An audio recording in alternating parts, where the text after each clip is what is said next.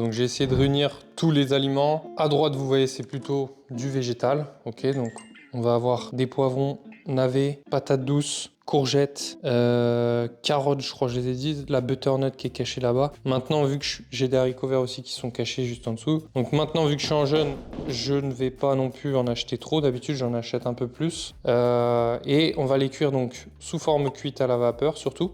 Et tout ce qui va être betterave, par contre, je les garde crus. Ce que je l'avais déjà dit, mais les crus va nourrir notre bonne flore intestinale et c'est ça qu'on recherche pour favoriser du coup les bonnes bactéries dans notre intestin. Ensuite, ça j'ai jamais pris, c'est un jus de carotte. Ok, donc jus de carotte, j'ai jamais essayé, je vais essayer jeudi en sortant du jeûne, c'est intéressant, très simple à digérer. Citron vert pour faire des petites sauces et tout, même si bon, c'est vraiment pas mon point fort.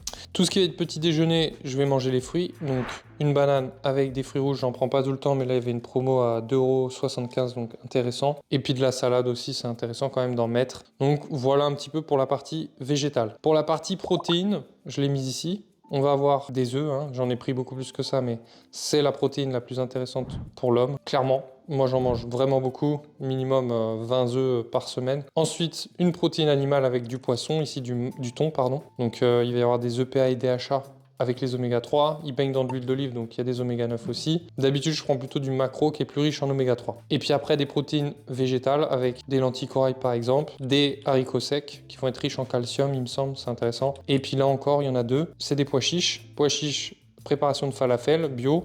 À 1,70 €, vous avez 10 boulettes. Et là, des petites pâtes lentilles corail, 2 €, 250 grammes, ça vous fait 2 repas. Et très intéressant pour changer ses plats. En termes d'huile, je suis pas au complet, il va m'en manquer au magasin bio, donc il me manque l'huile de colza, mais là j'ai pris une coco et une olive, riche en oméga 9 et elle plutôt en acides gras saturés. Pour ce qui est de l'huile de colza, je la prends donc en bio avec vinaigre de cidre, des algues une fois par mois, des graines germées aussi une fois par mois, et il me semble que c'est tout. Donc là il me reste juste à aller au magasin bio. Ici, on a également deux très bonnes choses pour nourrir la bonne flore, du curcuma, du gingembre. On peut l'ajouter dans de l'eau chaude avec du poivre, du paprika, tout ce qui va avec. Ça va être super intéressant pour nourrir la bonne flore, du citron aussi. Ici, on a des graines germées, donc ça on en a fait des vidéos, c'est hyper intéressant pour purifier entre guillemets le tube digestif avec la chlorophylle et surtout l'explosion des vitamines qui est à l'intérieur permettent d'éviter certains compléments alimentaires. Là, on a de l'ail, super pour la santé. L'ail, j'en ai fait une vidéo qui